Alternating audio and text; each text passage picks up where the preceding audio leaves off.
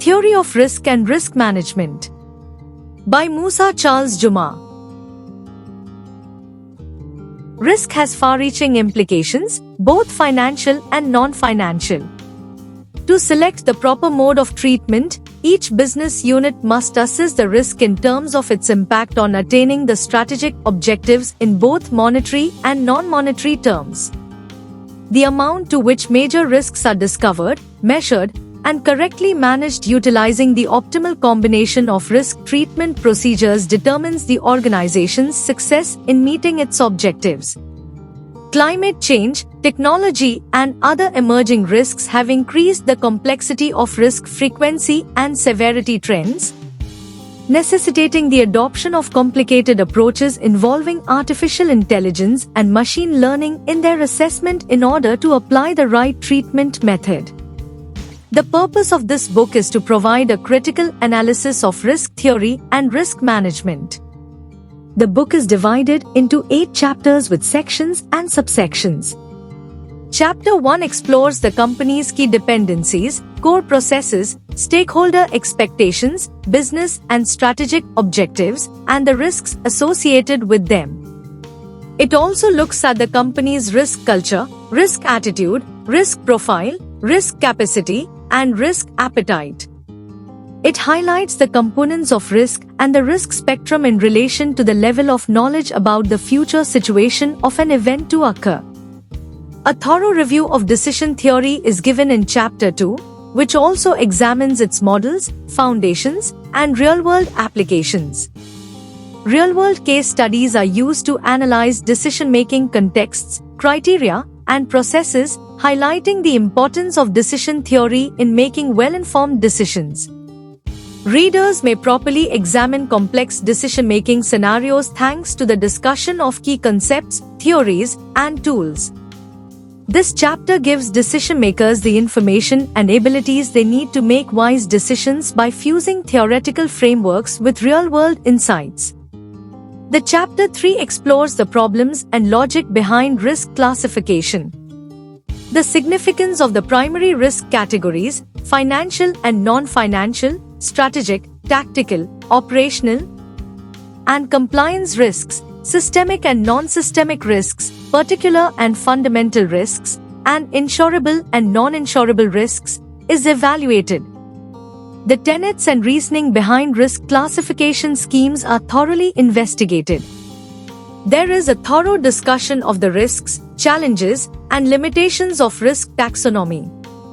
The effects of risk, both financial and non-financial, are examined in Chapter 4.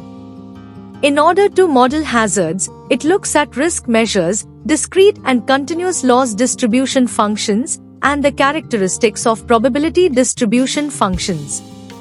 Both individual and collective risk models are evaluated. Parameter estimations and goodness of fit tests are thoroughly examined in this presentation of the risk modeling approach for insurance claims. The application of machine learning and artificial intelligence to risk assessment and management is examined in this chapter. The concept of risk management and the risk management method are examined from a number of angles in Chapter 5. In-depth research is done on risk assessment, measurement, and treatment techniques. There is also discussion of various methods for communicating and reporting hazards. A detailed description of the risk management framework and its elements is provided. The chapter concludes with an analysis of risk management performance after going over the fundamentals of risk management and the justifications for engaging in risk management activities. Tools for identification, risk assessments, and risk management strategies are thoroughly examined. Additionally, risk management guidelines are provided.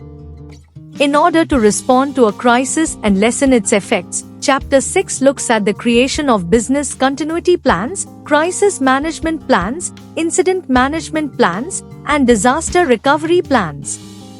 The chapter discusses business dependencies and vulnerabilities, the life cycle of business continuity management, the causes of business discontinuity, and its effects. Additionally, it looks at and creates strategies for resilience and disaster recovery, incident and crisis management, and the life cycle of business continuity management. The structure and requirements for business continuity are thoroughly reviewed. The ideas, tenets, perspectives, and importance of risk management are examined in Chapter 7. It discusses financial developments in derivative products as well as the evolution of risk management from active to proactive approaches. It looks at how technological development and climate change affect risk management initiatives. Finally, Chapter 8 examines corporate governance concepts and the development of a corporation. It looks at stakeholders and how they relate to the company. It examines the roles played by the board of directors, risk managers, and auditors, among other components of the governance system. There is extensive discussion on the nature, tenets, standards, and objectives of the corporate governance code. This book is intended for third-year students pursuing bachelor's degree and master's degree students in risk management and insurance. If they want to brush up on their knowledge, risk management practitioners and professionals will also find this book to be helpful.